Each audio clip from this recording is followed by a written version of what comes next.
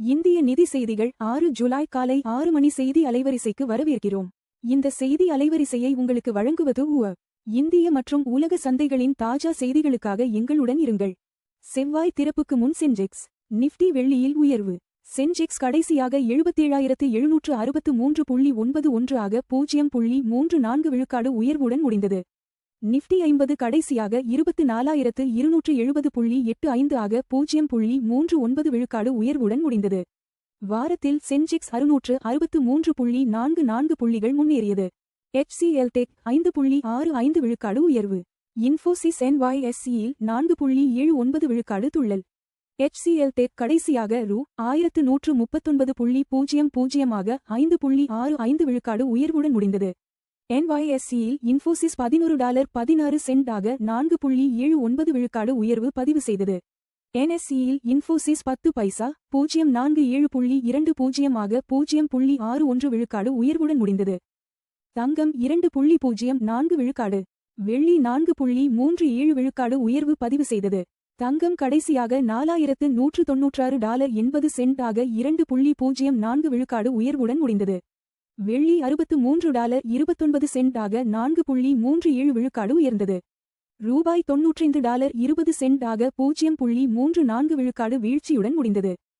முதல் 10 நிறுவனங்கள் சந்தை மூலதனம் $1,00,000 கோடி உயர்வு.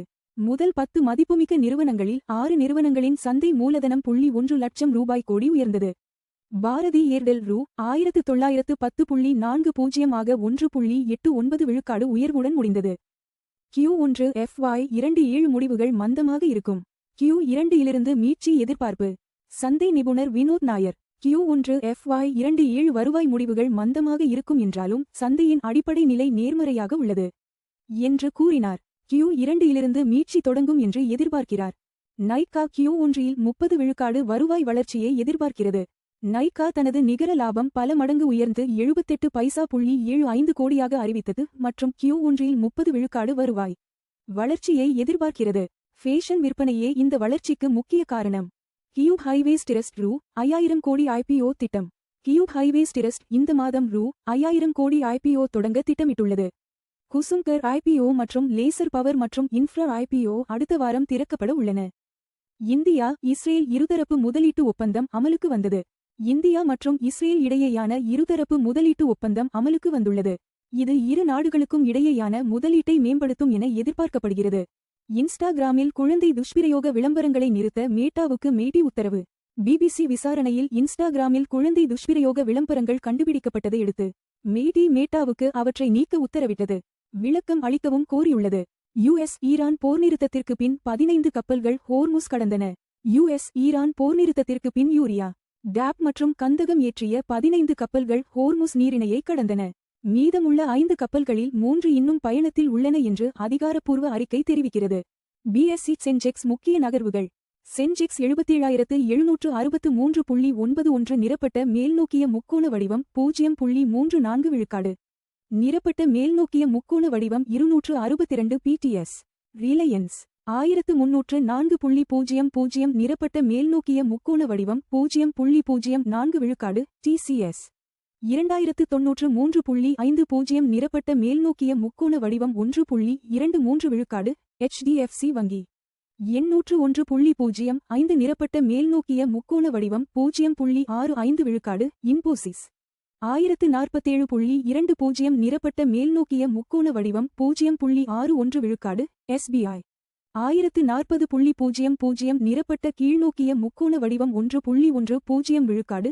ICICI வங்கி 1411.40 நிரப்பட்ட மேல்நோக்கிய முக்கோண வடிவம் 0.81 விழுக்காடு. அதிக லாபம். TCS நிரப்பட்ட மேல்நோக்கிய முக்கோண வடிவம் 1.23 விழுக்காடு. அதிக நஷ்டம். SBI நிரப்பட்ட கீழ்நோக்கிய முக்கோண வடிவம் 1.10 விழுக்காடு. தங்கம் விலை நேரடி புதுப்பிப்பு. தங்கம் 4196.80 நிரப்பட்ட மேல்நோக்கிய முக்கோண வடிவம் 2.04 விழுக்காடு ஒரு ட்ராய் அவுன்ஸுக்கு தோராயமாக சமம் 1,28,451 ரூபாய் ஒரு 10 கிராம். தங்கம் விலை 2.04 விழுக்காடு உயர்ந்தது. முந்தைய முடிவு $4,112.70 தங்கம் விலைகள் உலக தேவை, டாலர் வலிமை மற்றும் பணவீக்க எதிர்பார்ப்புகளை பிரதிபலிக்கின்றன. கச்சா எண்ணெய் விலை நேரடி புதுப்பிப்பு. WTI கச்சா எண்ணெய் 68.25 நிரப்பட்ட கீழ்நோக்கிய முக்கோண வடிவம் 0.64 விழுக்காடு ஒரு பேரலுக்கு வர்த்தகமாகிறது. எண்ணெய் விலை 0.64 விழுக்காடு குறைந்தது.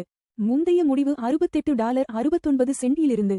கச்சா எண்ணெய் விலைகள் இந்தியாவின் எரிபொருள் செலவு மற்றும் பணவீக்கத்தை கணிசமாக பாதிக்கின்றன. USD முதல் INR நேரடி மாற்று விகிதம்.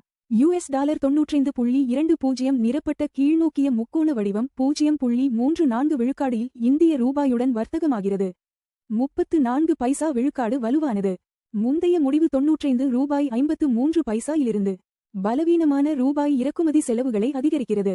ஆனால் எஃப் மற்றும் மருந்து ஏற்றுமதியாளர்களுக்கு பயனளிக்கிறது. இந்திய நிதி செய்திகளை பார்த்ததற்கு நன்றி. தினமும் காலை மற்றும் மாலை 6 மணிக்கு எங்கள் செய்திகளை பார்த்துக் கொண்டே இருங்கள். லைக், ஷேர் மற்றும் சப்ஸ்கிரைப் செய்யுங்கள்.